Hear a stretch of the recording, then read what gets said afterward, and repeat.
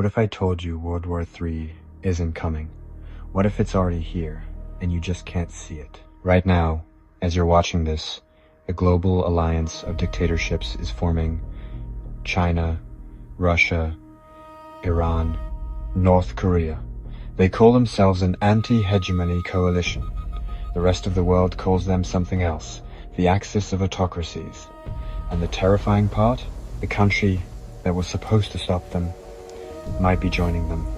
Let me explain. For 80 years, the world operated on a simple idea. Democracies stick together. America, Europe, Japan, Australia, NATO, the United Nations. A rules-based order where countries didn't just invade their neighbors and take what they wanted. That world is dying. Today, we're watching something unprecedented. A formal alliance is forming between the world's most powerful dictatorships. China, Russia, Iran, and North Korea now coordinate their military, economic, and diplomatic efforts like never before. Together, they control 20% of the world's population, 19% of global GDP. And here's the number that should keep you up at night. Over 51% of the world's nuclear weapons. But it gets worse. This isn't just 4 countries anymore. At least 16 nations are now cooperating with this authoritarian network. Belarus, Venezuela, Myanmar, Syria, Sudan, Mali. They're not hiding what they want. They want to end American dominance, reshape the global order, and create a world where strongmen rule without interference. Now here's where the story takes a dark turn. The traditional playbook said democracies would unite against this threat. America would lead NATO. Europe would stand firm. Together, they'd contain the dictators like they did during the Cold War. That's not what's happening. In December 2025, the Trump administration released its new national security strategy, and it sent shockwaves through every capital in Europe. The document barely mentions NATO as a defense alliance. It talks about accepting Middle Eastern leaders as they are.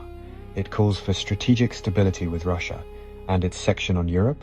Former European officials called it language that one otherwise only finds coming out of the Kremlin. A former French ambassador said it reads like a far-right pamphlet. The message was clear. America is no longer interested in leading the free world. The transatlantic alliance that protected Europe since World War II, according to analysts, it has effectively ceased to exist. Trump doesn't see the world as democracies versus autocracies.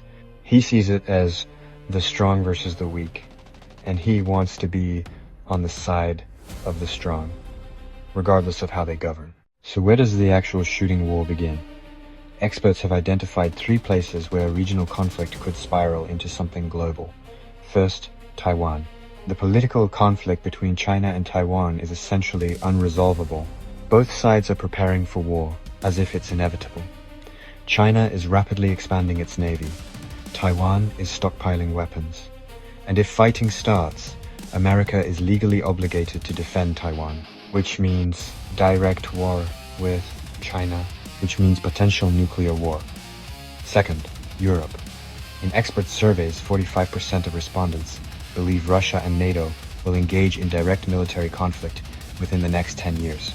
Russia has already tested hypersonic missiles capable of striking targets across Europe and even the western United States.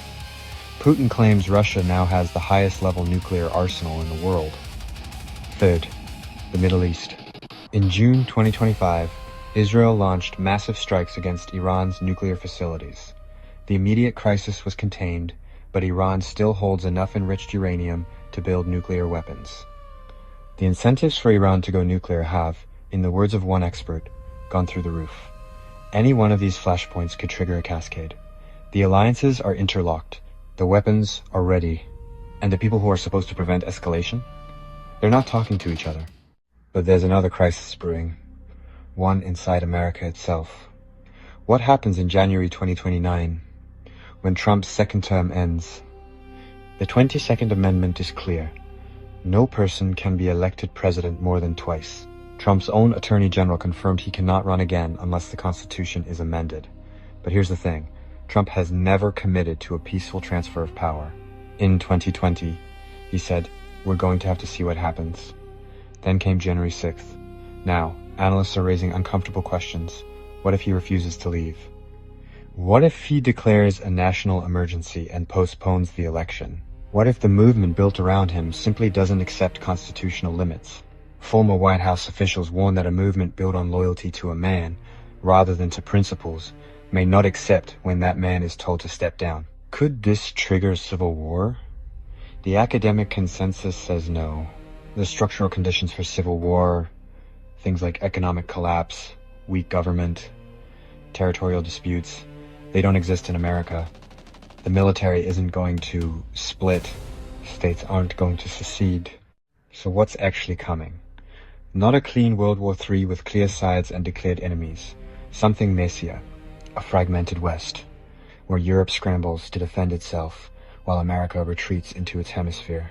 Regional wars that threaten to escalate but never quite trigger the apocalypse, because everyone knows what nuclear weapons do.